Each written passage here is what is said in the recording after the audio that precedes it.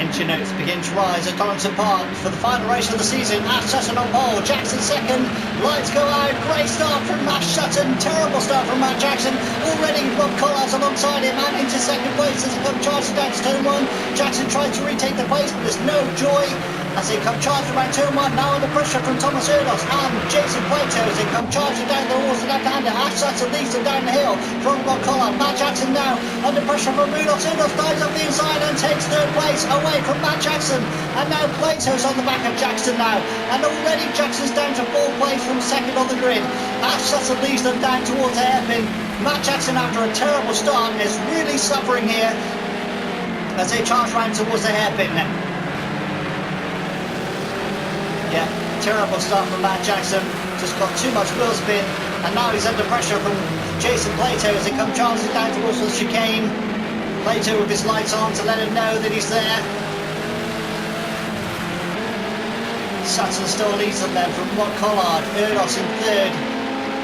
Jackson fourth now with Plato right on the back of him as they come towards the chicane.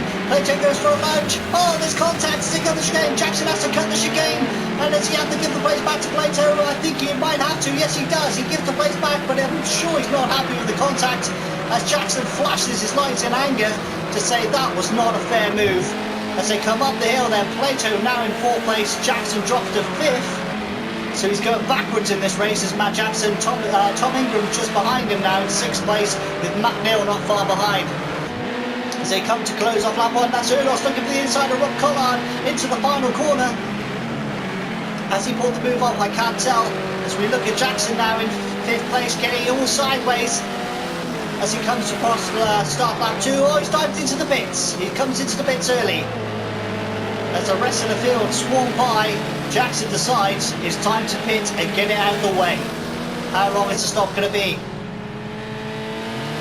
It's a good stop for Jackson. He's away out of the box.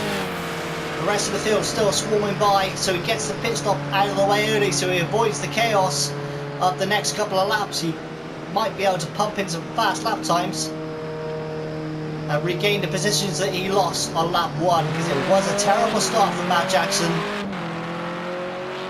And he was quickly swamped by the rest of the field.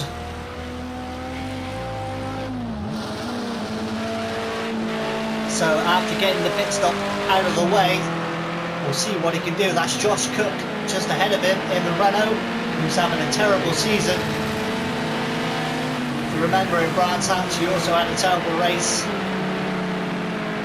He was at the back of the field, he ended up last.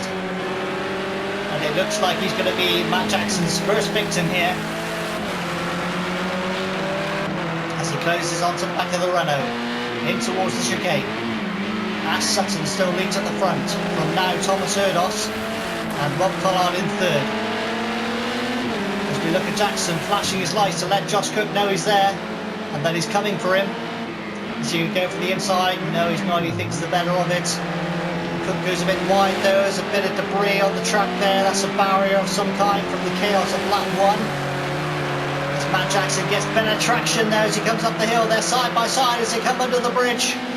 Has Jackson got the better traction? Yes he has, he's on the inside now and he's ahead of Josh Cook. And Josh Cook has no answer like he did before at Brands and has to concede the place to Matt Jackson, who is looking a lot faster than him, let's be honest. Into the final corner he comes then to start lap 3. Will anyone pit this time round? I highly doubt it. Is anyone in the box? No, they're not. Jackson across the line to start lap 3. Oh, he's gone all sideways into the first corner and that's given a chance for Josh Cook to come back at him. No, he's not close enough as he comes down the hill. A bit of a hairy moment there for Jackson, but he's managed to recover. The rest of the field are just ahead, are coming up to the hairpin, so he's not far away. If he pumps in some fast lap times, he might have a chance here of regaining the positions that he lost at lap 1.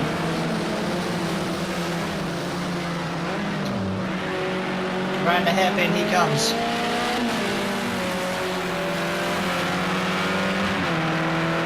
The next group ahead of him is Senna Proctor in the Renault.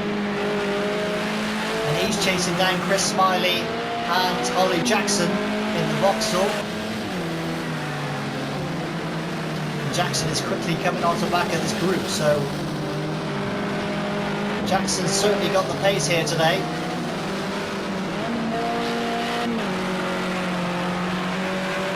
Let's see how quickly he closes up onto the back of this trio.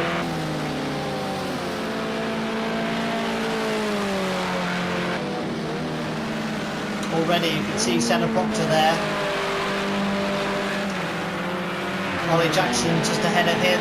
Chris Smiley in the green BMW also. So this could be a three-man squabble.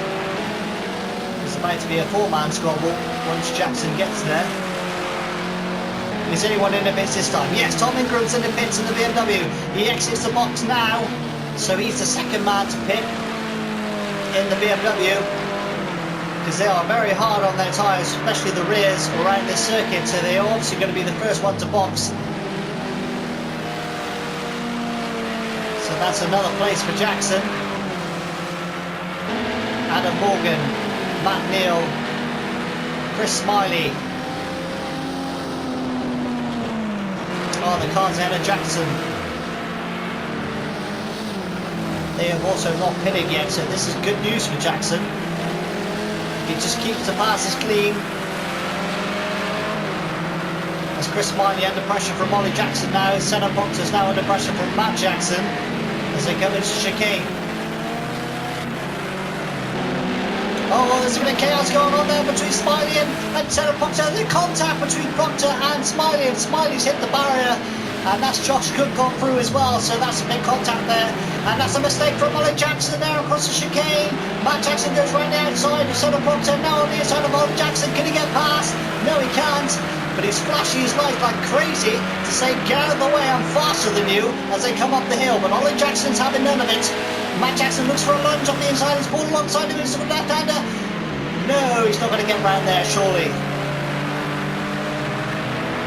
Thinks better of it. Oh, big crash in the background between Senna Proctor and Josh Cook in the two Renaults. Senna Proctor made a mistake coming out of the right-hander, and Josh Cook just slammed into the side of him as we watch Ollie Jackson and Matt Jackson battle it out. Jackson looks for the inside now. Is he going to go diving up the inside into turn one? That's going to be a nice clean move, and he's through. Nicely done from Matt Jackson. Ollie Jackson has no answer for that. The Vauxhall's not quick enough here today as Jackson comes down the hill now. Running slightly wide, but he gets the apex. Ollie Jackson drops away behind him, so it shows the pace that Matt Jackson has. It's Chris Smiley in the background and Senna Proctor, after their incident, dropped off the pace massively. They must have some sort of damage. Josh Cook has entered the pits. He's out of the race after contact with Senna Proctor. Not surprised after the sound of the impact was terrific. It was massive. So Josh Cook is out of this race as we look at Matt Jackson now. He's on lap 5 now. That's Matt Neal looking for a lunge, and Adam Morgan thinks the better of it. Jackson's quickly closing onto the back of these two. But they will be coming into the pits this time round, and Jackson will be signing his final lap, so we will get to see where he feeds in. As Sutton leads this race from Thomas Erdos, they're coming into the pits now. And we'll see who else pits. I imagine everyone else ahead of him is going to have to pit. And that'll be Matt Neal, Adam Morgan and Jason Plato.